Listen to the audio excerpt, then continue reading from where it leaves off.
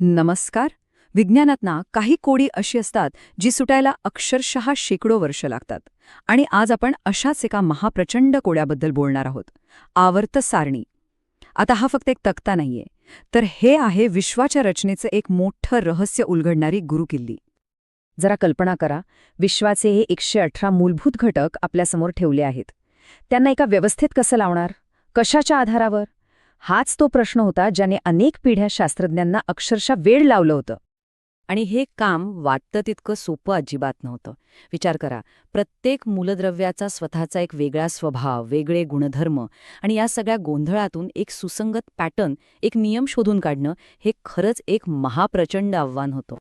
चला, तर या उत्तरांपर्यंतचा प्रवास नक्की कसा घडला ते पाहूया. याची सुरुवात झाली त्या काही शास्त्रज्ञांपासून, ज्यांना या मूलद्रव्यांच्या गर्दीत सुव्यवस्थेचा पहिला किरण दिसला होता. सुरुवातीला काही छोटे पण महत्वाचे धागे हाती लागले. 1829 मध्ये डोबेरायनर यांनी त्रिके शोधली, म्हणजे 3 मूलद्रव्यांचे असे गट ज्यांच्यात काहीतरी साम्य होतं. मग 1865 मध्ये न्यूलँड्स यांना तर चक्क संगीताच्या सुरांसारखा एक पॅटर्न सापडला. त्यांनी दाखवलं की प्रत्येक 8व्या मूलद्रव्यानंतर गुणधर्मांची पुनरावृत्ती होते. पण खरं सांगायचे तर हे प्रयत्न म्हणजे अंधारात चाच पडण्यासारखे होते. या प्रणाली काही मोजक्या मूलद्रव्यांपुरत्याच चालल्या आणि मोठ्या चित्रात पूर्णपणे अयशस्वी ठरल्या. का? कारण या सगळ्यांच्या प्रयत्नांमध्ये एक मूलभूत चूक दडली होती. ते सगळेजण मूलद्रव्यांना त्यांच्या अणुवस्तुमानानुसार, म्हणजेच त्यांच्या वजनानुसार मांडत होते. आणि इथेच सगळा घोळ होत होता. आणि मग या कथेत प्रवेश झाला दिमित्री मेंडलीव्ह यांचा. त्यांनी एक अशी विलक्षण कल्पना मांडली ज्याने सगळं काही बदलून टाकलं. पण त्यांच्या कामातही एक मोठी त्रुटी होती. मेंडलीव्हची कामगिरी खरंच थक्क करणारी होती. त्यांनी फक्त मूलद्रव्यांना त्यांच्या रासायनिक स्वभावाप्रमाणे गटातच नाही विभागलं, तर काही मूलद्रव्यांचं अणुवस्तुमानही दुरुस्त केलं. पण सगळ्यात धाडसी पाऊल कोणतं असेल, तर ते म्हणजे अजून शोध न लागलेल्या मूलद्रव्यांसाठी आपल्या तक्त्यात रिकाम्या जागा सोडणं.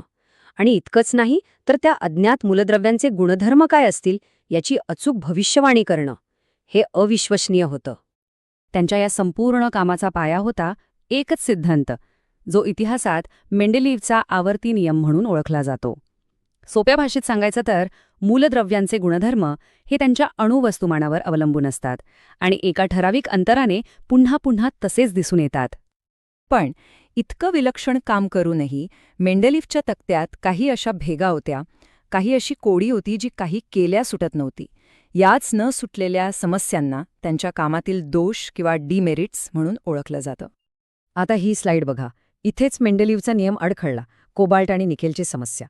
गुणधर्मांनुसार कोबाल्टचा नंबर निकेलच्या आधी लागतो, पण अडचण अशी होती की कोबाल्टचं अणुवस्तुमान निकेलपेक्षा जास्त होतं. म्हणजे बघा, नियम पाळायचा तर क्रम चुकत होता आणि क्रम बरोबर ठेवायचा तर स्वतःचाच नियम मोडायला लागत होता. त्यांना जड मूलद्रव्याला हलक्याच्या आधी ठेवावं लागलं. आणि ही एकच अडचण नव्हती. समस्थानिकांचं काय करायचं? म्हणजे एकाच मूलद्रव्याची अशी जुळी भावंडं ज्यांचं वजन वेगवेगळं आहे, त्यांना कुठे बसवायचं? हायड्रोजन तर इतका विचित्र होता की तो 2 गटांमध्ये आपला हक्क सांगत होता. आणि मूलद्रव्यांच्या अणुवस्तुमानातील वाढसुद्धा एकसारखी नव्हती. हे स्पष्ट होतं की कोड्याचा एक अत्यंत महत्त्वाचा तुकडा अजूनही कुठेतरी गायब होता. आणि मग तो क्षण आला जेव्हा या कोड्याचा शेवटचा आणि सगळ्यात महत्त्वाचा तुकडा सापडला, ज्यामुळे आवर्त सारणीचं चित्र कायमचं बदलून गेलं. 1913 साली हेनरी मोझले नावाच्या एका तरुण शास्त्रज्ञाने तो हरवलेला तुकडा शोधून काढला. त्याने सिद्ध केलं की मूलद्रव्यांची खरी ओळख त्यांचं वजन नाहीये.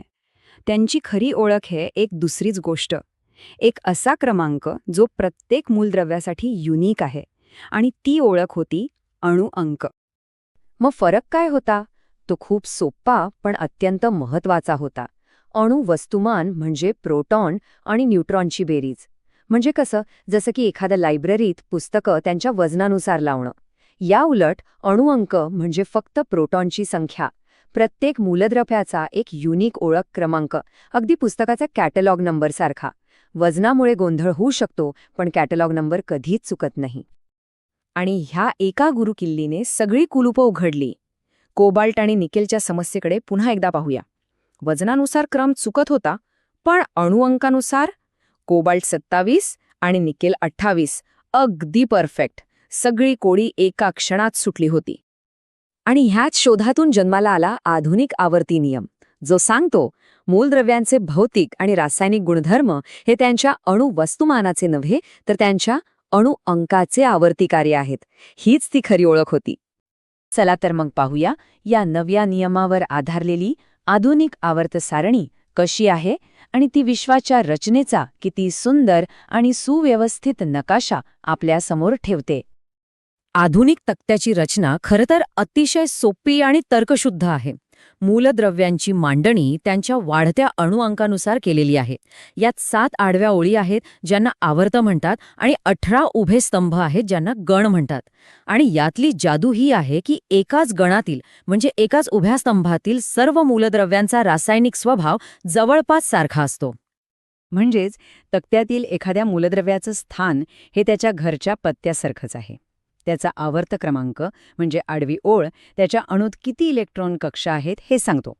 तर त्याचा गण क्रमांक म्हणजे उभा स्तंभ त्याचं रासायनिक कुटुंब कोणतं आणि त्याचा स्वभाव कसा असेल हे ठरवतो. सगळी माहिती एका जागी. थोडक्यात सांगायचं तर ही आवर्त सारणी म्हणजे विश्वाच्या मूलभूत घटकांची केवळ एक यादी नाही. हे एक अत्यंत शक्तिशाली साधन आहे जे या घटकांमधले नातेसंबंध उलगडते आणि भविष्यात ते एकमेकांशी कसे वागतील याची भविष्यवाणी सुद्धा करते. या कोड्याच्या उत्तराने आपल्याला खूप काही शिकवलं. पण प्रश्न हा आहे की पदार्थाचा हा सुबक नकाशा भविष्यात आपल्याला विश्वाच्या आणखी कोणत्या रहस्यांबद्दल माहिती देईल? विचार करायला लावणारा प्रश्न आहे, नाही का?